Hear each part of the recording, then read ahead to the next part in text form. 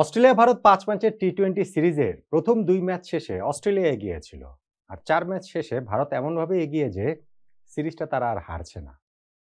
কেননা প্রথম ম্যাচটা বৃষ্টিতে ভেসে যাওয়ার পর দ্বিতীয় ম্যাচ অস্ট্রেলিয়া জিতেছিল। সেইখান থেকে কামব্যাক করে ভারত তৃতীয় ম্যাচ জিতল এবং ৪ নম্বর ম্যাচ আজকে গোল্ড কোস্টে সেইখানেও ৪৮ রানের একটা বড়সড় ব্যবধান টি-২০ ফরম্যাট যদি বিবেচনা করেন, ওই ব্যবধানে তারা হারিয়ে দিল অস্ট্রেলিয়াকে। এই যে ম্যাচটা ভারত জিতে গেল, এত বড় ব্যবধানে আসলে জেতার মতো অবস্থাতে তারা ছিল না। অস্ট্রেলিয়াও যে এইভাবে হেরে যাবে ওইরকম একটা অবস্থাতে তারা ছিল না।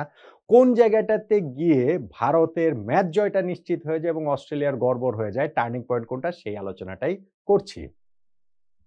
দেখুন, প্রথমত ভারত এখানে যে ১৬৭ রান তুলেছিল ব্যাটিং করে, তার জবাব দিতে নেমে অস্ট্রেলিয়া 9th ওভারে ১ উইকেট হারিয়ে ৬৭ রান তুলে ফেলে। তখন ম্যাচ জয়ের জন্য ফেভারিট কারা আমাকে বলেন তো দেখি? তখন ম্যাচ জয়ের জন্য অবশ্যই অস্ট্রেলিয়া ফেভারিট। কিন্তু সেই জায়গাটা থেকে ইন্ডিয়া একটা ট্রিমেন্ডাস কামব্যাক করে এবং সেই কামব্যাকের মাত্রাটা এতটাই যে তারা অস্ট্রেলিয়াকে ১০ বল বাকি থাকতেই অল আউট করে দিয়েছে মাত্র ১১৯ রানে, যেই কারণে ৪৮ রানের বিশাল ব্যবধানে তারা জয়টা পেয়ে যায়। অস্ট্রেলিয়ার ব্যাটিং ইনিংসের ফার্স্ট উইকেটটা অক্ষর প্যাটেল পাওয়ার প্লের মধ্যেই তুলে নিয়েছেন। সেইটা আম্পায়ার আউট দেননি, ডিআরএস নিয়ে ভারত ওই উইকেটটা পেয়েছে। ইনফ্যাক্ট তারপরে যে কামব্যাকের কথাটা আমি বলছিলাম যে 9th ওভারে তারা ১ উইকেটে ৬৭ ছিল, সেইখান থেকে যে তাদের কামব্যাকটা, ওইটাও আসলে অক্ষর প্যাটেল যখন জশ ইংলিশের উইকেটটা তুলে নিলেন সেইখান থেকেই শুরু হয়েছে। তারপরে শিবম দুবে। শিবম দুবে বোলিংয়ে আসলেন, তিনি হচ্ছে গিয়ে এখানে 5th বোলারের কোটাটা পূরণ করছেন। ওয়াশিংটন সুন্দরও আছেন, কিন্তু শিবম দুবেকে দিয়ে ওই সময়টাতে যে ভারতের ক্যাপ্টেন সূর্যকুমার যাদব তার হাতে বলটা তুলে দিলেন এবং দুবে প্রথম ২টা ওভারেই ২টা উইকেট তুলে নিলেন এবং সেই ২টা উইকেট কি, কি? প্রথমে মিচ মার্শের উইকেট, যিনি লেগ স্ট্যাম্পের উপরের যেই বলটাকে ক্লিয়ার করতে চেয়েছিলেন লেগ সাইড বাউন্ডারি, কিন্তু স্কোয়ার লেগে একটা রানিং ক্যাচ ধরেছেন আর্শদীপ সিং, খুব ভালো একটা ক্যাচ ধরেছেন এবং নেক্সট ওভারটাতে টিম ডেভিড তাকে একটা ছক্কা মারলেন, কিন্তু সেই ছক্কা মারার পর আবার সেই ডেভিডের উইকেটটাও তুলে নিলেন শিবম দুবে। আরো একটা বিগ শট খেলার চেষ্টায় এইবার ব্যাটের টপ এজে হলো, কাভারে দাঁড়িয়ে হচ্ছে ওইখানকার ক্যাচটা আসলে হয়ে গেল। ফলে এই জায়গাটাতে অস্ট্রেলিয়ার যে একটা সেটব্যাকটা হয়েছে, তারপরেও তাদের পক্ষে হয়তোবা ফিরে আসা সম্ভব ছিল, কেননা টার্গেটটা তো অত বড় ছিল না।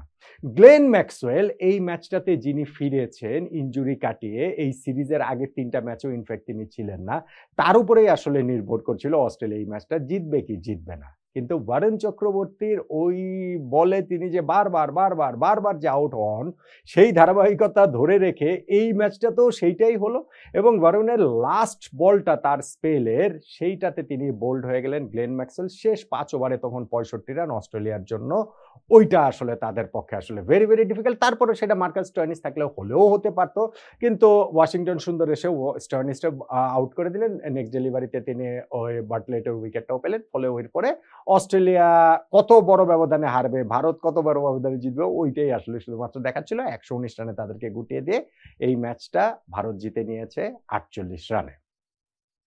এখন ভারতে যেরকম বোলিং ইনিংসে তাদের একটা দুর্দান্ত কামব্যাক হয়েছে এবং সেই দুর্দান্ত কামব্যাকে ফাইনালে গিয়ে তারা ম্যাচটা জিতে নিয়েছে, অস্ট্রেলিয়ার বোলিং ইনিংসে তাদেরও কিন্তু একটা কামব্যাক হয়েছিল। সেইটাতে ম্যাচ তারা ফাইনালে জিততে পারেনি, কিন্তু ভারতের স্কোরটা তাদের রিচের মধ্যেই রেখেছিল।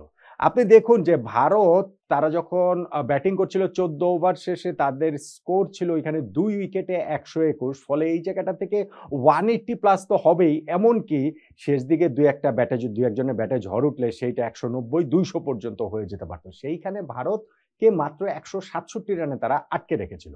অস্ট্রেলিয়া শুরুতেই তারা প্রথম ওভারেই একটা উইকেট পেতে পারত। বাটলেট ওখানটাতে ক্যাচ ফেলে দিয়েছিলেন অভিষেক শর্মার, যিনি এইটা খুব ভালোভাবে কাজে লাগাতে পারেননি। ইনফ্যাক্ট ২৮ রান করে তিনি আউট হয়েছেন। পাওয়ার প্লেতে তারা বিনা উইকেটে ৪৯ ছিল। পাওয়ার প্লের পর অ্যাডাম জাম্পা বোলিংয়ে এসে ফার্স্ট ওভারেই আউট করে দিয়েছেন এখানে অভিষেক শর্মাকে। ৩ নম্বরে নামানো হয়েছিল যে শিবম দুবেকে, তিনি ২২ রান করে আউট হয়েছেন। কিন্তু যেটা বললাম, তারপরেও ১৪ ওভার শেষে ভারত খুবই কমফোর্টেবলি প্লেসড যে ১৮০ প্লাস স্কোর করার ক্ষেত্রে। সেইখান থেকে অস্ট্রেলিয়ার যে কামব্যাকটা হলো, তারা মাত্র ১৬ বলের মধ্যে ৪টা উইকেট ওই অবস্থাতে তারা তুলে নিয়েছে। আমাদের এই যে ওয়েস্ট ইন্ডিজ বাংলাদেশ সিরিজটা যে গেল কিছুদিন আগে, সেখানে একটা ম্যাচ হয়েছিল না যে আমরা টানা 4টা ওভারের লাস্ট বলটাতে উইকেট হারিয়েছে। আর আজকে ভারতের ইনিংসে টানা 3টা ওভারে ফার্স্ট বলে তারা উইকেট হারিয়েছে।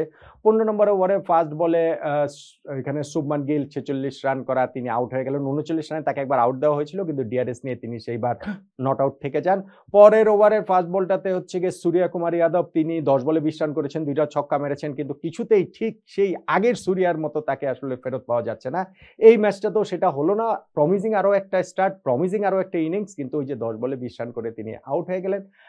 আর হচ্ছে গিয়ে 17 নম্বর ওভারটাতে অ্যাডাম জাম্পা মানে এখানটাতে ফার্স্ট বলেই শুধুমাত্র উইকেট নিলেন না, ওইখানে তিলক ভার্মার উইকেট এবং ওইখানটায় আরো একটা উইকেট, ওই ওভারে 2টা উইকেট নেয়ার কারণে ইন্ডিয়া একেবারেই ব্যাকফুটে চলে যায়। তারা ওই 16 বলের মধ্যে 4টা উইকেট ইন্ডিয়া হারিয়ে ফেলে। অস্ট্রেলিয়া 4 উইকেট নিয়ে তারা যে কামব্যাকটা করেছিল, শেষ দিকে গিয়ে অক্ষর প্যাটেল তিনি 21 রানের একটা ইনিংস খেলেছেন এবং তাতে লাস্ট ওভারে একটা 4 মেরেছেন, ছক্কা মেরেছেন স্টয়নিসকে, তাতেই করে স্কোরটা 160 প্লাসে চলে যায়। 167 এ তারা শেষ করে। অক্ষর প্যাটেল বোলিংও খুবই গুরুত্বপূর্ণ রোল প্লে করেছেন। ওই যে বললাম 2টা উইকেট তিনি নিয়েছেন, ব্যাটিং এই রানটা করেছেন, ফলে প্লেয়ার অফ দ্য ম্যাচও তিনি নির্বাচিত হয়েছেন।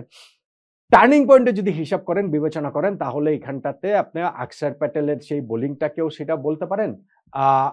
অস্ট্রেলিয়া যদি ম্যাচটা জিততো তাহলে হয়তো বা তারা যে ওই যে কামব্যাকটা করেছিল 16 বলের মধ্যে 4 উইকেট তুলে নিয়ে, সেইটাকেই হয়তো বা বলতাম। কিন্তু যেহেতু এখানে ভারত ম্যাচটা জিতেছে, ভারতের এই জায়গাটা থেকে অক্ষর প্যাটেলের বোলিংটা খুবই গুরুত্বপূর্ণ। কিন্তু আমার কাছে মনে হয় যেটা অনেকেই হয়তো বা একমত নাও হতে পারেন, গ্লেন ম্যাক্সওয়েল উইকেটটাও ডেফিনেটলি গুরুত্বপূর্ণ। ম্যাক্সওয়েল থাকলে কি করতে পারেন সেটা তো আমরা ডেফিনেটলি জানি, এবং বরেন চক্রবর্তী ওই বলটাতে তিনি আউট হয়ে যাওয়াটা, শেষ 5 ওভারে যদি ঢুকতে পারতেন তিনি ম্যাক্সওয়েল কিনে, তাহলে হয়তো বা অস্ট্রেলিয়ার ইকুয়েশনটা অন্যরকম হলেও হতে পারত।